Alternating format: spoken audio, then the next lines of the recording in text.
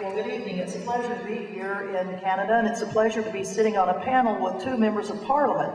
Usually when I'm in the United States and I'm with any congressmen or women, I'm usually having sit-down strikes in their office and getting ready to be arrested there. So to be on a panel, you know, with your members of Parliament actually talking about issues of concern, rather than not getting any hearing at all in our own Congress and having to force issues by having sit-downs in their offices to protest. In fact, this little bracelet right here is from having sat in the office of Congressman John Conyers about 2 weeks ago, when we were demanding that they put impeachment back into the Constitution of the United States, impeachment of the President and Vice President of the United States for war crimes, for violations of international law and domestic law.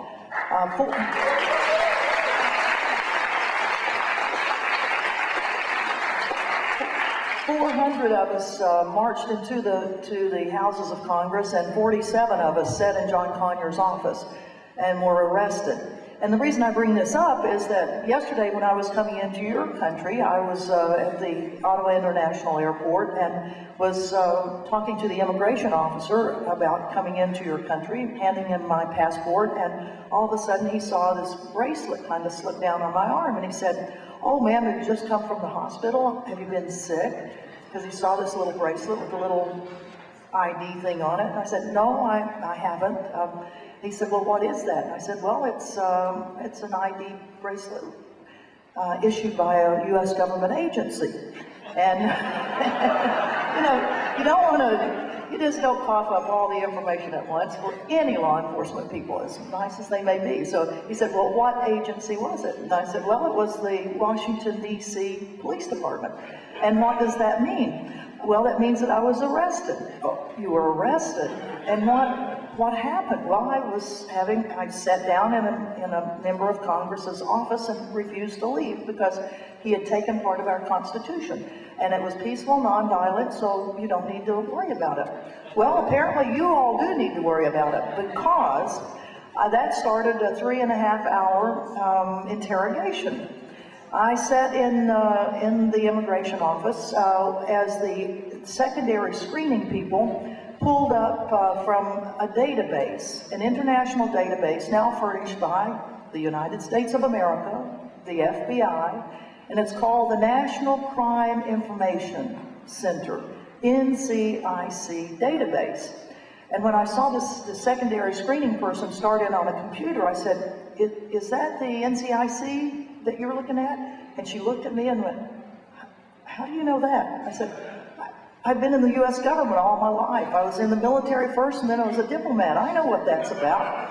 And she kind of went, "Well, yeah, that's it." And I said, "Well, how long have you all been using that database?" She said, "Well, that's something the United States is furnishing to most countries now." And so she said, "Oh my goodness, does your social security number start with da-da-da?" And I said, "Yes." And she said, "Ooh, you've been arrested several times." And I said, "Yes, I have, but if you'll look, these are all peaceful, nonviolent. My record is clear. I've paid my dues to society, usually fines to society. So I'm clear." She said, "No, you're not clear. If you've been arrested, if you've been convicted, you are a criminal, and we don't let criminals into Canada." And I said, "Well, my goodness, I think I'm supposed to be speaking there. I was invited to speak here in your own country on this thing called Security and Prosperity Partnership." And she said, "Well, it really doesn't matter to me. You're a criminal, and we don't let criminals in." Yeah, so here I was, stuck out there for 3.5 hours. Then next followed going through all the suitcases. How many of you all have been subjected to this? Probably in the United States. Yeah. Well, I'm getting a little feedback from what happens to lots of people who come into my country who have to go through all sorts of secondary screening. Ultimately, I was allowed to come in here, but it was by paying $200 for a 3-day temporary visa. And because my government is putting information out to other governments about my personal activities that have already been cleaned up. No violence, nothing like that. But just freedom of speech, freedom of association, freedom of assembly sorts of issues are now on a database that's all over the world. It's going to be interesting tomorrow when I fly back to the United States, because I suspect that the Canadian immigration people have now noted on my NCIC record that they have detained me, and that the only way I got into Canada was by a special waiver that cost $200. So, no telling what's going to happen when I get back to the U.S. What did you do in Canada that your name was noted on this? And the reason I bring this up is because the whole issue of security and prosperity, and I wouldn't call it partnership, I would call this propaganda. That's what SPP stands for, Security and Prosperity Propaganda.